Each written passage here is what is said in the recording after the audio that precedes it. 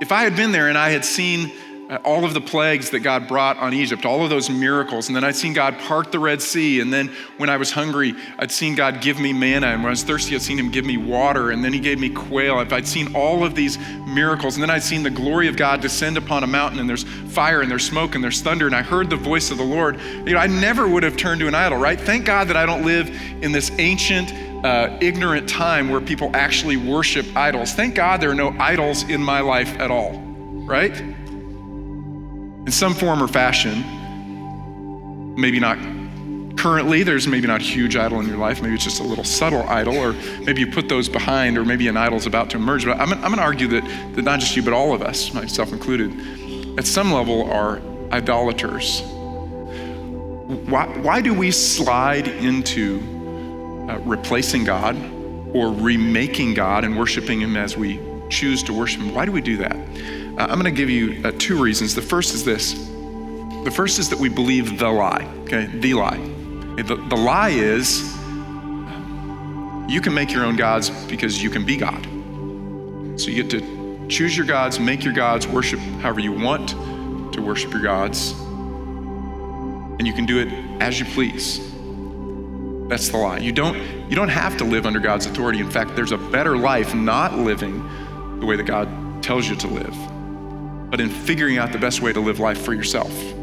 The idea is this: we want control over our gods because we want all of God's blessings, but we want God's blessings in the form and in the timing that we want. But there's gonna come a point in time where we can't make that happen, and so we've gotta lean on the God, and when we lean on the God, we don't want him to fall over, right? But in private, there are these dark secrets that you don't let God or anyone else see or touch. You're making God into a golden calf. You're remaking the way that it's appropriate to worship the Lord. And you know what the Lord does? He crushes our golden calves. My favorite quote from Abraham Kuyper, he said this: "There is not a square inch in the whole domain of our human existence over which Christ, who is sovereign over all, does not cry, 'Mine, mine, you're mine, your time is mine, your money is mine, your life is mine, your relationships are mine, all of it is mine, all of it is for my worship, mine. And because I'm sovereign, I get to choose how I'm worshiped. You don't.'" And when we begin to create golden calves, God steps into our lives and he says, I need to grind that up.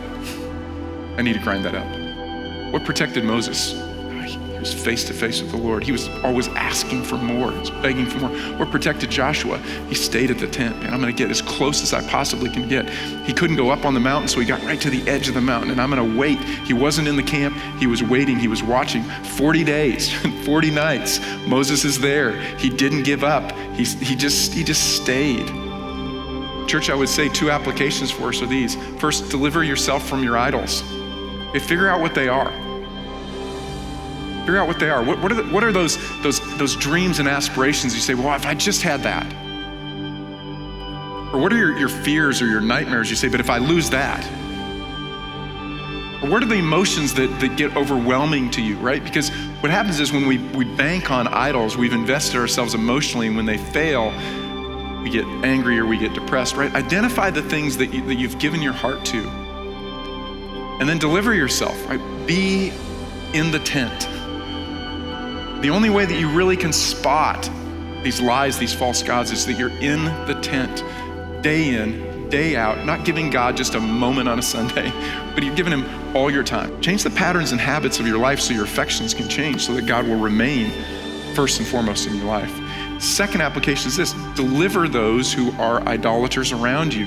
But God has said, I'm gonna dignify you as creatures made in my image by allowing you to participate in my redemptive work, and you're gonna do that when you intercede.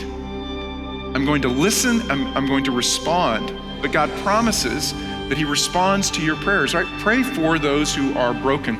Pray for those who are lost. Pray for those who are rebellious, who are worshiping false gods that are lies and are destroying them. Those who seem the furthest away from God. Those are the ones God wants to rescue and heal and redeem. Pray for them and then share the gospel, right? This is how you intercede, through your prayers, and you get the courage up to say, let me tell you about the one true God, not the false gods that you're worshiping, and maybe not in those that terminology, because it doesn't feel really winsome, but you get there, right?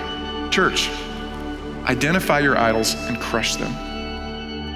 And then intercede for those who are broken and hurting and lost, because that's our calling.